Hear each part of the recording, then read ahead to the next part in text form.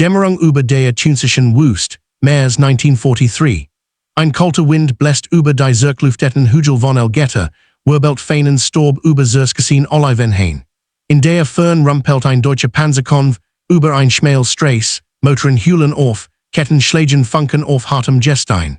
Die Sonne ist noch nicht vollständig aufgegangen, aber die Männer der First Infantry Division, der Big Red One, stehen bereits in Position. Ihre Uniformen sind schmutzig, ausgebleicht von der nordafrikanischen Sonne. Ihre gesättigte Worken älter, als sie es eigentlich sind. Zwischen ihnen bewegt sich ein Mann unsichtbar hast, aber mit einer Präsenz, die niemand ignoriert. Major General Terry de la Mesa Allen. Kein Zierat, kein Stafhaltung, kein Distanz. Nur ein Kommandeur, der seinen Soldaten so gut kennt wie sein Feind. Spricht leise fast beliefig, während die letzten Stellungen überprüft. Einige Soldaten nicken nur sie wissen, was es bedeutet, wenn Allen persönlich draußen ist. Denn die Deutschen kommen. Und sie wissen nicht, dass sie gleich auf den amerikanischen General treffen würden, den Rommels Veteranen bald den gefährlichsten Mann Nordafrikas nennen sollten. Jetzt in dieser kalten Morgendämmerung beginnt alles, was folgen wird.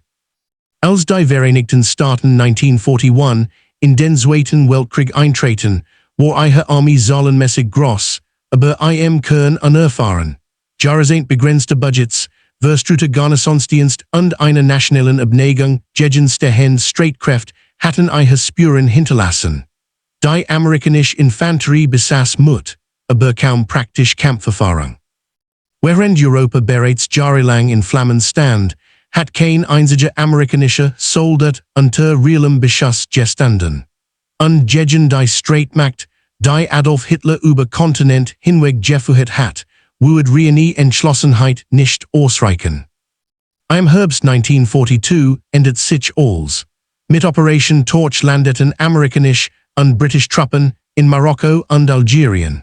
Zum ersten Mal seit 1918 bewegt sich die US-Armee in großem Maßstab in ein aktiv europäisch Front.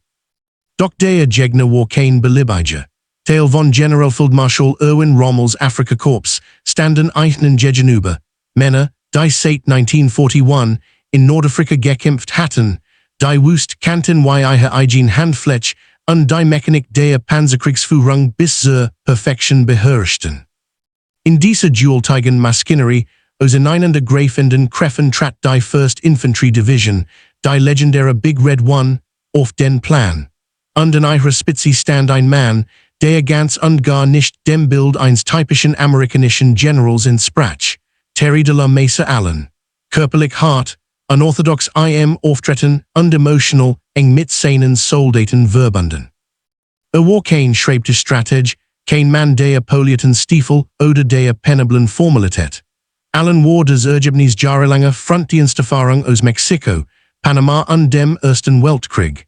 Und dies Erfahrung hat eingelehrt, dass auf dem Schlachtfeld Effizienz und gegenseitiges Vertrauen mehr bedeuteten als jede Parade. Doch als die Amerikaner in Tunesien ankamen, zeigt sich schnell, wie tief die Schwächen der Armee reichten. Bei Kasserine wurden US-Einheiten zerschlagen, Kampagnen liefen auseinander, Offiziere verloren die Kontrolle. Die Deutschen, routiniert und aggressiv, behandelten die Amerikaner wie ein Hindernis, das man beiseite drückt. Die moralische Wirkung war verheerend. Zeitungsberichte sprachen von Panik, von Rückzügen, die in die frühen Tage von 1914 erinnerten. In diesem Chaos war Terry Allen ein Ausnahmefigur. Während andere Kommandeure sich in Gefechtsständen verschanzten, bewegt sich Allen auf Motorrädern, Jeeps oder zu Fuß in die vordersten Linien. Wollte wissen, wie seine Männer kämpfen und wollte, dass sie wussten, dass bei ihnen war. Schon während der ersten Scharmützel zeigt sich sein Einfluss. Die Big Red One wirkt konzentrierter, selbstbewusster härter. Allen akzeptiert kein Star-Lehrbuchkriegsführung. Seine Division sollte lernen, wie der Feind dacht, wie sich bewegt und wie gebrochen werden konnte. Aber die amerikanische Armee war nicht nur mit dem Gegner konfrontiert. Internis Benungen belasteten die Befehlskette. Herr Kommandeure wie Omar Bradley und Eisenhower verlangten Disziplin, Ordnung, äußerliche Professionalität. Allen dagegen glaubten Pragmatismus. sein Männer konnten schmutzig, laut, rebellisch sein, solange sie kämpfen, hielten und siegten. In Nordafrika begann sich dieser Konflikt langsam, aber unaufhaltsam aufzubauen. Währenddessen bewegten sich die Frontlinien ständig.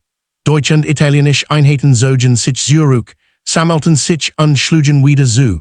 Tunsian wurd zu einem Labyrinth aus Burgpässen, trockenen Flussbetten und den Gentellen, ideal für Hinterhalt und Schnellangriff. Die First Infanterie Division muss Tag für Tag lernen, sich in dieser feindlichen Landschaft zu behaupten. Hitze am Tag, eisig Kält in der Nacht, ständig Wasserknappheit und die Allgegenwart von meinen Feldern matchten jeden Meter zur Herausforderung. Doch mit jeder Watch die Erfahrung, die Herd, die Selbstsicherheit der Division, und mit ihrer Watch die Legend ihres Kommandeurs. Deutsch-Funkmeldungen begannen von einem amerikanischen General zu sprechen, der unberechenbar aggressiv sei. Ein Mann, der nicht abortet, nicht regiert, sondern handelt. Die einigen, die in der Front gegen eigen kämpfen, würden bald feststellen, dass die Art von Gegner war, die Rommels Afrika-Korps seit 1941 kaum erlebt hat. Und während die Lage in Tunesien sich zuspitzt, rückt ein entscheidender Moment näher, ein Schlachtfeld, das allen und seine Division für immer definieren wird. Während die amerikanischen Streitkräfte ihre ersten harten Lektionen in Tunesien erhielten, verändert sich gleichzeitig die Struktur der Alliierten Kommandoführung. Die britische 8th Army rückt von Osten heran, während die Amerikaner von Westen Druck aufbauten. Zwischen beiden Fronten staut sich die letzte große deutsche Verteidigungslinie in Nordafrika. Die Lage war höchst dynamisch. Rommel plant begrenzt Gegenangriff, Zeit zu joinen. Die Alliierten suchten nach einer Möglichkeit, den Kessel Tunesiens endgültig zu brechen. Für die Amerikaner bedeutet dies, schneller zu lernen, als es jede Armee suchen musste. Die Big Red One stand dabei im Zentrum dieser Entwicklung. Terry Allen war fest entschlossen, seine Division in ein Kampf stark, anpassungsfähig und entschlossen Trupp zu verwandeln, die nicht nur bestehen, sondern dominieren konnte. Und genau hier begannen die Spannungen mit der höheren Führung sichtbar zu werden. General Omar Bradley, damals noch Allens übergeordneter Kommandeur, schätzt einen professionell, aber misstraut seinen Methoden. Allen erlaubt seinen Soldaten Freiheiten, die in der US Army unüblich waren, bert in der Wüste. Unkonventionelle Uniformifikationen, direkt Umgangsformen und ein rauer Ton, der von vielen als undiszipliniert galt, was Bradley und einige andere als Nachlässigkeit betrachteten, sah Allen als notwendig Anpassungen die Realität des Krieges. Seine Überzeugung nach braucht ein Infanterist in der Front kein makellosen Stiefel oder perfekt Formationen, braucht Überlebensfähigkeit, Initiative und absolute Loyalität zu seinen Kameraden. Dies Philosophie zeigt sich besonders in Allens Umgang mit Fronterfahrung. Glaubt, dass Männer, die zusammen kämpfen, auch zusammenbleiben sollten. Während andere Divisionen schneller rotierten oder strikt Beförderungsmechanismen einführten, baut Allen seine Einheit wie eine Familie auf, eine Gemeinschaft, die gemeinsam litt, lernt und siegt. Genau das macht die Big Red One für die Deutschen so unberechenbar. Denn eine Einheit, die bereit ist, sich gegenseitig in jeder Lage zu unterstützen, bleibt auch unter schwerstem Druck stabil. Doch die amerikanische Öffentlichkeit wusste davon wenig. Nachrichten erreichten die Heimat nur gefiltert, oft versöget. Die meisten US-Bürger erlebten den Nordafrika-Feldzug als eine Folge von Hurrikan und Typhoon, die den Charakter einer Armee im Wandel widerspiegelten. Die Realität vor Ort war jedoch brutal. Jeder Vormarsch wurde von meinen Feldern begleitet.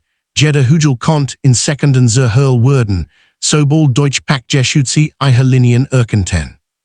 Und immer wieder waren es die Männer der Big Red One, die sich ihren Weg durch dies gefährlichen Zonen erkämpfen mussten. Trotz der Härte des Geländs und der Gefecht begann sich der Eindruck durchzusetzen, dass die Amerikaner ihre Lektionen schnell verinnerlichten.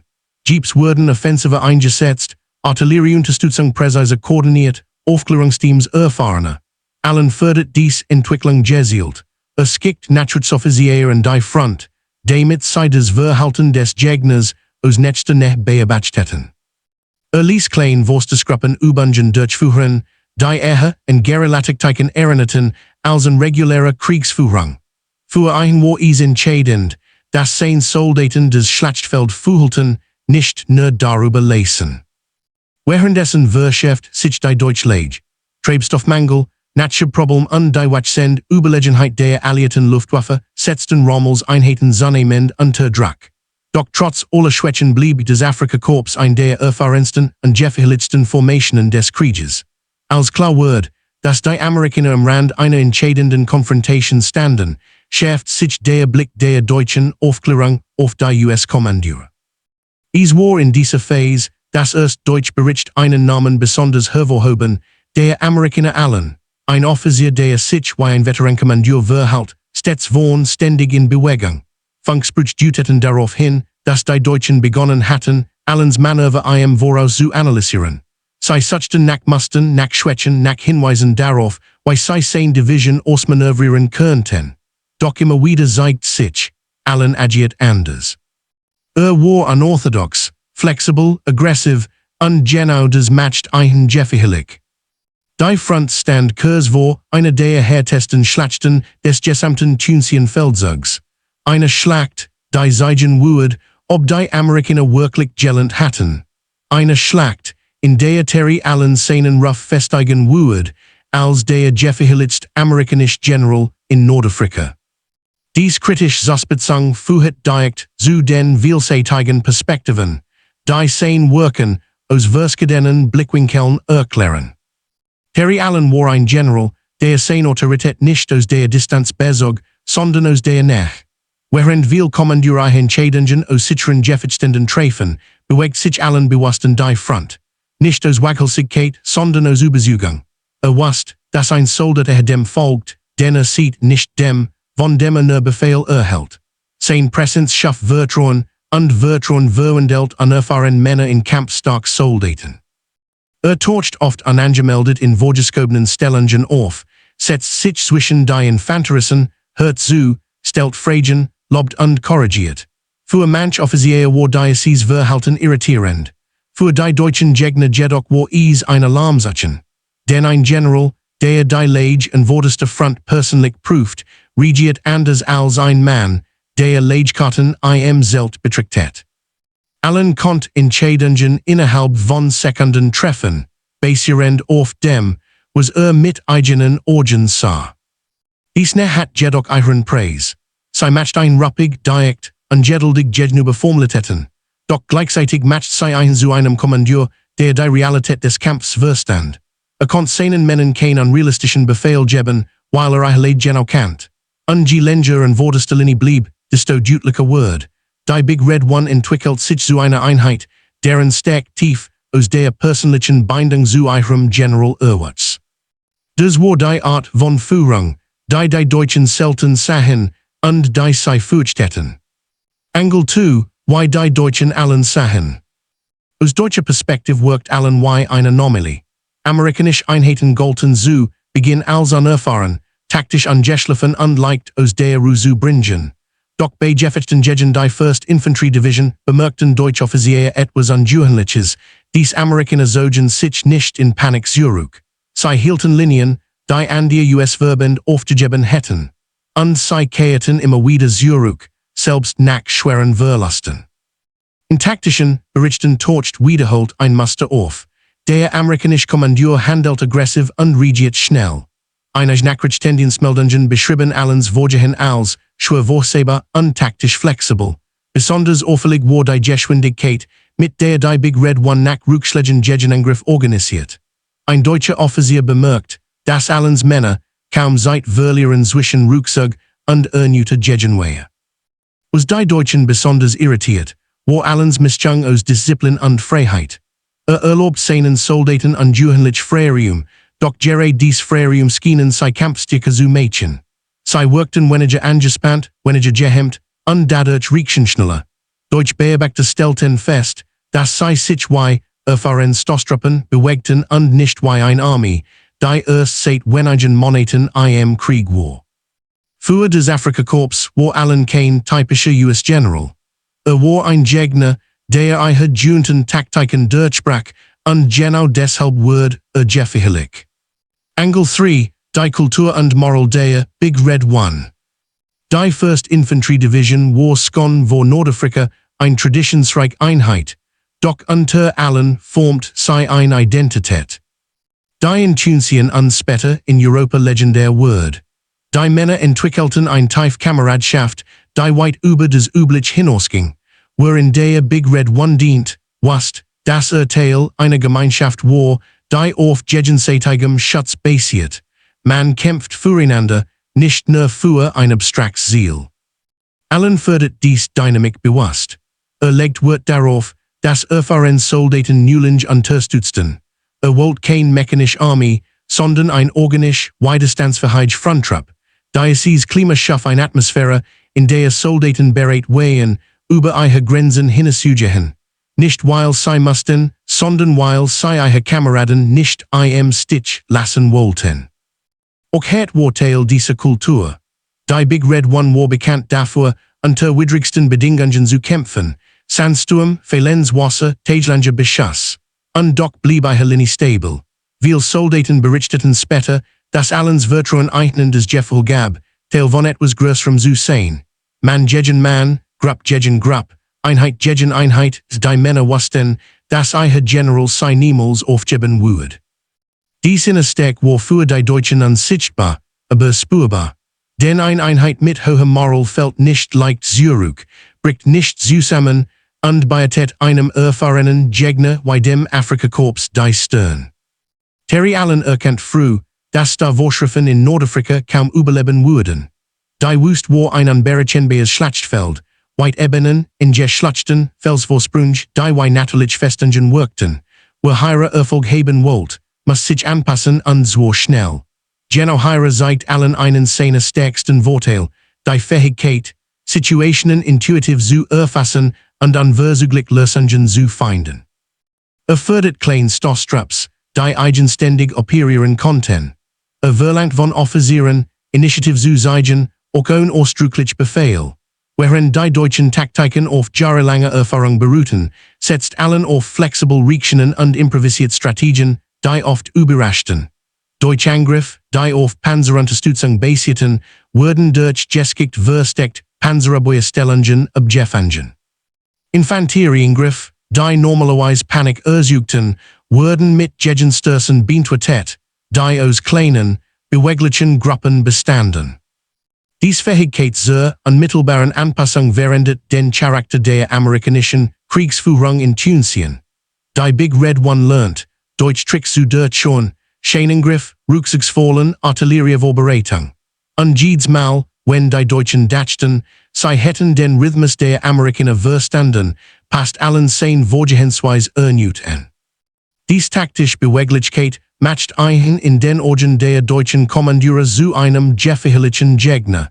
Denn ein Kommandeur, der Muster bricht, ist schwer zu schlagen. Und allen brach ständig Muster, immer zugunsten seiner Männer. Angle 5, Disziplin versus Effektivität, der Konflikt mit der US-Führung.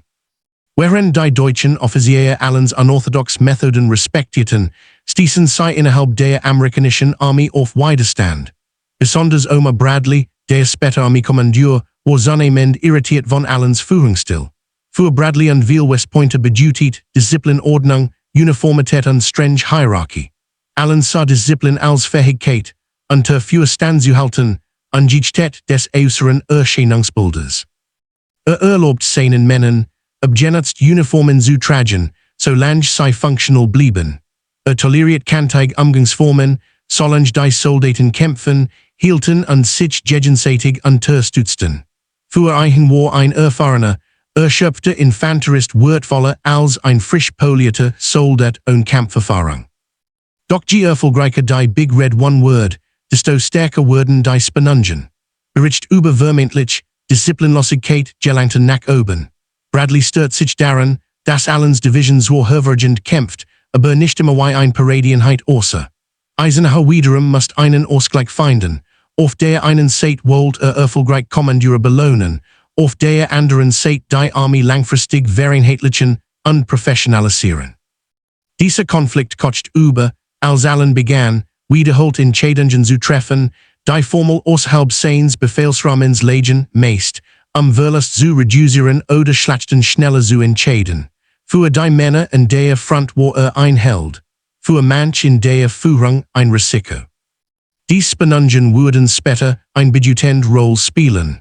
Doch in der Phase von Tunisian blieb eins unbestritten. Allen hat, aus einer unerfahrenen Division, ein kampfstark Fronttrupp geformt, deren Effektivität weit über ihrer formellen Disziplin lag. Angle 6, die Menschlichkeit, Belastung, Opfer und Zusammenhalt. Hinter jeder taktischen Entscheidung, jedem Gefecht, jeder Bewegung standen Menschen, die Tag für Tag an die Grenzen ihrer Belastbarkeit gingen. Und allen wussten dies besser als viel andere Kommandeure. Was es bedeutet, im Schlamm zu liegen, unter Artillerie für auszuharren, Kameraden zu verlieren. Vielleicht war es genau dies persönliche Erfahrung, die Einsoing mit seinen Soldaten verband. Die Männer der Big Red One kämpfen unter extremen Bedingungen, Storbsturm, die ganz Stellungen verschlachten, Schneiden nicht, die trotz Wüstenklima eisig wehen, ständig Wasserknappheit, Krankheiten wie Ruhr und Malaria. Die körperliche und psychische Belastung war enorm. Doch allen Schaffstrukturen, die das Überleben erleichterten, Ruheposen wenn möglich, gerecht Verteilung von Worten, Kompakteinheiten, die sich gegenseitig stützten. Veteranen beschrieben später, wie wichtig dies menschliche Komponent war. Viele sagten, sie hätten nicht für das große Ziel gekämpft, sondern für den Mann neben ihnen. Und für den General, der sie nicht im Stich ließ. Dies Tiefbindung war einer der Grund, warum die Big Red One selbst unter heftigstem Beschuss nicht zerbrach. Denn eine Einheit, die menschlich zusammensteht, kann militärisch über sich hinauswachsen. Damit war die Bühnenbereitheit für den Moment, in dem all dies Faktoren, Taktik, Moral, Zusammenhalt und Führung, auf die Ultimative Probe gestellt würden. März 1943. Die trockenen Hügel Elgeta wehen von Einschusslöchern und Truppen gezeichnet. Die Sonne stand hoch, und die Hitze des Tags lastet schwer auf den Soldaten der 1st Infanterie Division. Terry Allen stand in der Frontlinie, diesmal nicht nur als Beobachter, sondern als entscheidender Kommandeur. Die Deutschen hatten Verstärkung geschickt, schwere Panzer, mechanisierte Infanterie, Artillerieunterstützung. Rommel selbst hat Bericht angefordert, der Gegner erschien entschlossen, den Vormarsch der Amerikaner zu stoppen. Allen hat die Vorbereitungen gesehen. Vor dem Angriff hat seine Männer in Verteidigungsstellungen verteilt, Schützengräben verstärkt, Panzerabwehrstellungen strategisch platziert. Doch das Unbekannt wartet immer noch. Die Taktik der Deutschen war flexibel, ihre Bewegungen schwer vorhersehbar. Allen wusste, dass jeder Fehler, jede Versagerung, tödlich sein konnte. Aber wusste auch, dass seine Männer bereit waren. Die deutsche Panzer rollt über diese Fiengeland. Artillerie für prasselt auf die amerikanischen Linien nieder, storben Rochverschmolzen zu einer undurchsichtigen Wand. Panzerketten knirschten, Kanonen spuckten Feuer. Doch die Big Red One blieb standhaft. Unter Allens Orgen organisierten, unteroffizier Gegenangriff, Maskenenduer eröffneten präzises Feuer, Panzerabwehrkanonen erwischten die ersten deutschen Panzer. Jeder Schuss war kalkuliert, jede Bewegung koordiniert. Allen selbst bewegt sich von Stellung zu Stellung, überprüft die Deckung, gab Kommandos. War kein passiver Beobachter, war das Herzstück des Widerstands. Die Soldaten spürten sein Präsenz. Sie kämpfen nicht nur für den Sieg, sondern auch für den Mann, der neben ihnen stand. In diesem Moment zeigt sich, warum die Deutschen ihn als gefährlich bezeichnet hatten. Führt nicht aus der Sicherheit des Hauptquartiers, kämpft in der Front, und seine Entscheidungen hatten sofortig Wirkung. Die Schlacht dauert Stunden. Mehrere deutsche Angriffe wurden abgeschlagen, und die Big Red One nutzt die Gelegenheit, eigen Gegensters zu starten. Territorium, das als verloren galt, wird zurückerobert. Die Koordination zwischen Infanterie, Artillerie und Panzern funktioniert reibungslos, ein Beweis für Allens rigoroses Training und sein Verständnis des modernen Gefechts. Gleichzeitig wurden die psychologischen Auswirkungen auf die Deutschen spürbar. Bericht des Afrikakorps erwähnten, dass sei auf, unerwartet hartnäckig Amerikaner, treffen, die selbst nach schweren Verlusten wieder angriffen. Die Kombination aus allens Präsenz, taktischer Flexibilität und der moralischen Standhaftigkeit seiner Männer macht den Unterschied. Jeder gescheiterte Angriff schwächt nicht nur die Truppen, sondern auch den Glauben und den schnellen Sieg. Die entscheidende Stund kam, als ein deutsches Stoßtrupp einen Höhenzug zu nehmen versucht, von dem aus die amerikanischen Stellungen het überrollen können. Allen reagiert sofort. Befahl einen gezielten Gegenangriff, kombiniert Infanterie, Artillerie und Panzerabwehr. Die Deutschen wurden zurückgeschlagen, mehrere Panzer zerstört, Infanterie dezimiert. Für die Männer der Big Red One war es ein Triumph, für die Deutschen ein Warnensignal. Terry Allen war kein gewöhnlicher Kommandeur, war ein Mann, der Schlachten persönlich beeinflusst. Doch die Schlacht war noch nicht vorbei. Die Hitze, der Sturm, die ständige Gefahr, all das verlangt den Soldaten als ab. Allen wusste, dass dies nur ein Vorgeschmack auf große Konfrontationen war. Und während die Sonne langsam den Horizont erreicht, war klar, dieser Tag würde für immer in die Geschichte eingehen als Moment, in dem die Big Red One unter der Führung eines außergewöhnlichen Generals bewiesen hat, dass amerikanische Infanterie jeden Gegner schlagen konnte. Die Arenas von Algeta leiteten den Wendepunkt ein, in dem sich die amerikanische Armee als ernstzunehmende Kraft in Nordafrika etabliert. Gleichzeitig formt sich Allens Legend, die Legend eines Generals, den selbst Rommels Veteranen fürchteten. Doch der Höhepunkt der Konfrontation sollte noch kommen, und die amerikanische Armee würde bald eine Lektion in Durchhaltevermögen emergen und Entschlossenheit lernen, die ihr gesamtes weiteres Vorgehen bestimmen würde. Nachdem die erste Welle der deutschen Panzerabwehr zurückgeschlagen war, begann der zweite Angriff. Diesmal nutzten die Deutschen in Teller und Hügelrücken, die amerikanischen Linien zu umgehen. Sie hoffen, die Big Red One zu zermürben und den Vormarsch endgültig zu stoppen. Terry Allen beobachtet die Bewegungen durch Fernglas, sein Orgen scanten des Gelände, sein Gedanken liefen auf Hochstouren. Jede Entscheidung muss präzise sein, jeder Fehler konnte die Linie brechen. Allen setzt erneut auf Flexibilität. Teilt seine Division in kleine, autonome Gruppen, die schnell reagieren konnten. Infanterie, Panzerabwehr und Artillerie arbeiteten in enger Synchronisation. Kommunikationssignal, die in Übungseinheiten getestet wurden wehen, funktionierten jetzt in realer Hitze und unter Druck. Amerikanische Panzer übernahmen Flankenangriff, Maskenengu erdeckten Rückzugsweg ab, Artillerie führt punktgenau auf Zusammengezogen Deutsch Formationen. Es war ein komplexes Zusammenspiel, das nur möglich war, weil Allen die Initiative selbst führte. Die Deutschen waren überrascht. Ihre erfahrenen Offiziere hatten die Amerikaner unterschätzt. Wiederholt stießen sie auf heftigen Widerstand, mussten Rückzug antreten oder umwechseln. Diese Situationen erhöhten den Druck auf die deutschen Truppen. Funkmeldungen berichteten von unerwarteter Härte und hartnäckigem Widerstand. Rommels Afrikakorps hat es mit einem Gegner zu tun, der nicht nur regiert, sondern aktiv das Tempo vorgab. Mitten im Gefecht zeigt sich Allens wahre Führungsstärke. Riskiert persönliche Präsenz, kritisch Punkt zu stabilisieren. In einem steilen Hügel, der kurz vor dem Verlust stand, befahl sofort ein Gegenbewegung. Unter schwerem Beschuss führt eine kleine Einheit selbst und setzt gezielt Artillerie für ein, Deckung zu schaffen und koordiniert die Rückkehr der Infanterie.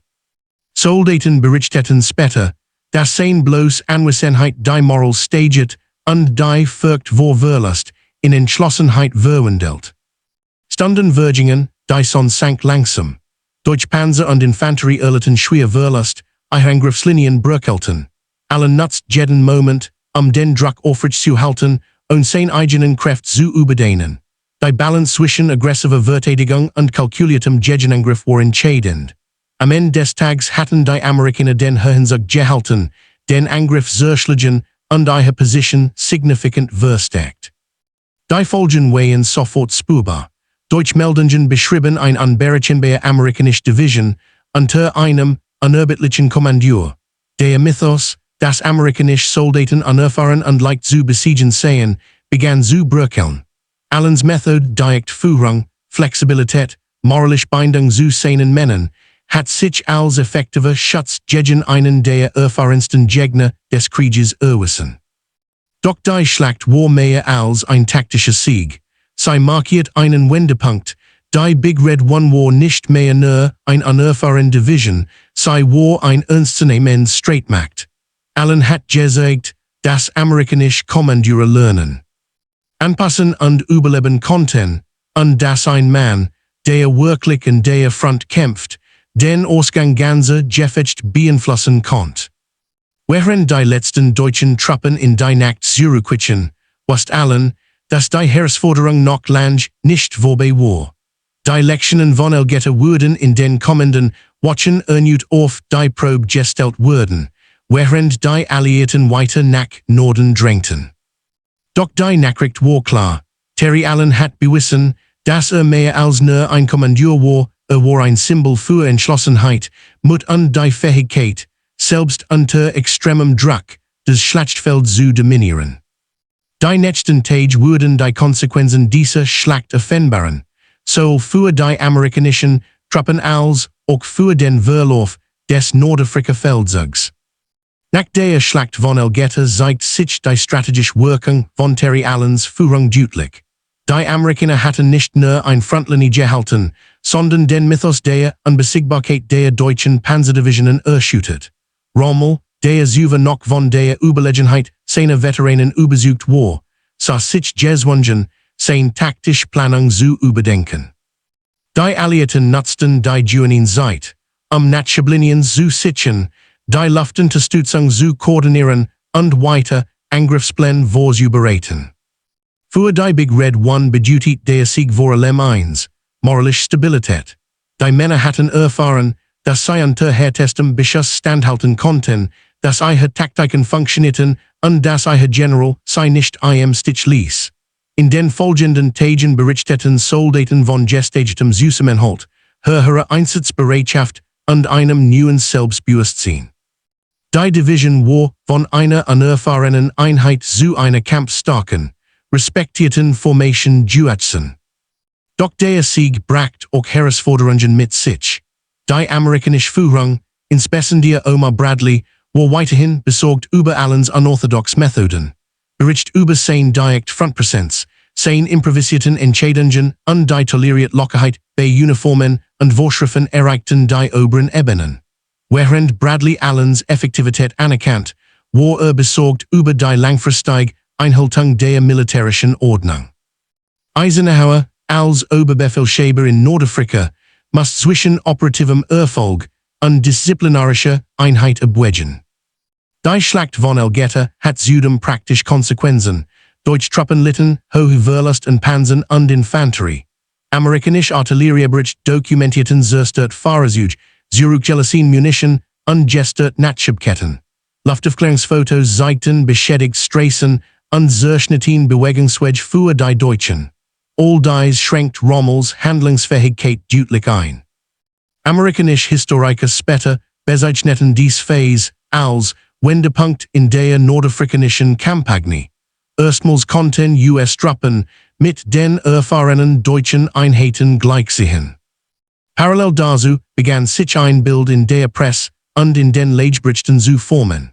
Obwohl Details aus Sicherheitsgründen oft zurückgehalten wurden, gelangt durch Radioübertragungen und Feldbericht die Nachricht nach Washington. Eine amerikanische Division hat die deutsche Offensive erfolgreich abgeschossen. Terry Allen wurde dabei als ein der Schlüsselfiguren genannt, ein Mann, der nicht nur die Linie hielt, sondern seine Soldaten zu Höchstleistungen führte. Gleichzeitig wuchs der Druck innerhalb der Armeeführung. Allen still war effektiv, aber für manch Kommandeur riskant. Der Konflikt zwischen operationeller Freiheit und militärischer Ordnung spitzt sich zu. Bradley und die Offiziere diskutierten über die langfristigen Konsequenzen, würde ein General, der Regeln umging, auf Dauer die Armee stabil führen, oder war der kurzfristige Erfolg ausreichend, die Risiken zu rechtfertigen. Für Allen selbst war das irrelevant. Sein Fokus lag weiterhin auf dem unmittelbaren Erfolg seiner Männer auf dem Schlachtfeld. Die taktische Effizienz, die Flexibilität und die moralische Stärke seiner Truppe hatten sich bewährt. Und während die Alliierten begannen, die nördlichen Ebenen zu sichern, hat die Big Red One bewiesen, dass sie mehr war als nur eine Division. Sie war ein Symbol für den wachsenden Einfluss amerikanischer Truppen im globalen Krieg.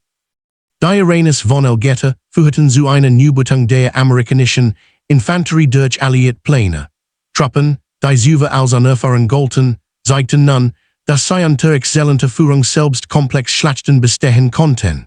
Allens persönliche Präsenz, seine unorthodoxe Taktik und die Entscheidung zu seinen Männern hatten nicht nur den Ausgang der Schlacht gesichert, sondern auch eine neue Doktrin der US-Infanterie geprägt.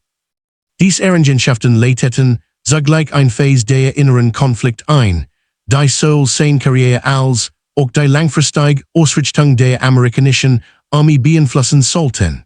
Terry Allen hat einen Sieg errungen, der auf dem Schlachtfeld unbestreitbar war, doch die Debatten in den Hauptquartieren hatten gerade erst begonnen. Die Tage nach Elgeta waren von intensiven strategischen und organisatorischen Nachwirkungen geprägt. Die Alliierten nutzten die Junin-Initiative, Einheitslinien zu sichern, Brückenkopf auszubauen und weitere Offensiven in Nordafrika vorzubereiten. Rommel sah sich gezwungen, Kraft zurückzuziehen und den verbleibenden Truppen eine defensive Position zuzuweisen. In offiziellen deutschen Berichten taucht wiederholt der Name Terry Allen auf. Ein unorthodoxer Kommandeur, dessen aggressive Führung die amerikanischen Linien stabilisiert und die deutsche Planung erheblich erschwert. Innerhalb der US-Armee jedoch wog der Erfolg von Elgeta schwer gegen Internis benungen. Allens Führungsstil war nach wie vor ein Gegenstand hitziger Diskussionen. Herr Kommandeure, die den Wert von Disziplin, Ordnung und Standardisierung betonten, sahen in Allens unkonventionellen Methoden ein Risiko für zukünftige Operationen. Sein ständiger Aufenthalt an der Front, die lockere Behandlung von Uniformvorschriften und sein direkt Einflussnahme auf taktische Entscheidungen außerhalb des offiziellen Rahmens sorgten für Spannungen mit Omar Bradley und weiteren Offizieren. Trotz dieser Konflikt wird Allens Erfolg auf dem Feld nicht geleugnet. Die Big Red One hat sich als widerstandsfähige Kampfstark-Formation etabliert, die in der Lage war, komplex Schlachten eigenständig zu bestehen. Bericht amerikanischer Historiker und Veteranen haben hervor, dass Allens Ansatz, die Kombination aus persönlicher Präsenz, Flexibilität und moralischer Verbundenheit, entscheidend für den Sieg war. Seine Soldaten vertrauten ihm und kämpfen mit außergewöhnlicher Entschlossenheit. Die langfristigen Auswirkungen der Schlacht zeigten sich auch in der taktischen Ausbildung und Doktrin der US-Infanterie. Allen hat demonstriert, dass die Lehrbuchvorgaben oft nicht ausreichten. Anpassungsfähigkeit, Initiative auf niedriger Ebene und direkt Führung an der Front erwiesen sich als Schlüssel zum Erfolg. In den Monaten nach Tunisian wurden dies Prinzipien in Ausbildungseinheiten der US-Armee stärker betont, und die Lektionen von Elgeta flossen in die Planung der kommenden Operationen in Sizilien und Italien ein. Doch trotz des militärischen Erfolgs blieb Allens Verhältnis zu seinen Vorgesetzten angespannt. Der Konflikt zwischen kurzfristiger Effektivität und langfristiger Ordnung führte letztlich zu seiner Ablösung von der Frontführung, obwohl viele Historiker betonen, dass dies mehr politisch und administrativ Grund hat als operativ. Allen selbst akzeptiert dies, Entscheidung pragmatisch, konzentriert sich weiterhin auf sein Aufgeben und hinterließ eine Division, die als Vorbild für kommende Infanterieoperationen gelten sollte. Die Soldaten der Big Red One erinnerten sich noch lange an dies Zeit. Viele Veteranen beschrieben die Schlacht von Elgeta als Prüfstein, der sie formt, und an einen General, dessen Mut, Präsenz und Engagement den Unterschied zwischen Rückzug und Sieg ausmachten. Für die deutschen Truppen war Allen ein Gegner, der nicht nur physisch Stellungen verteidigt, sondern auch die Moral und Initiative der eigenen Truppen entscheidend beeinflusst. Schließlich hinterließ die Phase nach Elgeta ein doppelt Bilanz. Strategisch hat die US-Armee einen entscheidenden Fortschritt erzielt, taktisch hatten die Soldaten unter Allen eine neue Dimension der Kampffähigkeit erreicht, und auf persönlicher Ebene hat Terry Allen eine unvergessliche Verbindung zwischen Führung und Front geschaffen. Dies Errungenschaften bildeten die Grundlage für die kommenden Alliierten Offensiven und prägten das Verständnis von Infanterieführung in der US Army Nachhaltig. Die Iranis in Tunesian Führten unweigerlich zu einer Reflexion über das Wesen von Führung, Mut und menschliche Belastbarkeit, ein Reflexion, die den Abschluss dieser Geschichte und die Bedeutung allens für die Militärgeschichte bilden würde. Terry Allen bleibt ein der widersprüchlichsten und faszinierendsten Figuren der amerikanischen Militärgeschichte. Für seine Soldaten war mehr als ein Kommandeur, ein Mann, der Satan kämpft, der Verstand, was es bedeutet, und dafür zu stehen, und der die Menschen hinter den Uniformen nicht vergaß. Für seine Vorgesetzten war zugleich ein Risiko, das sein unorthodoxes Handeln die Grenzen militärischer Ordnung testet.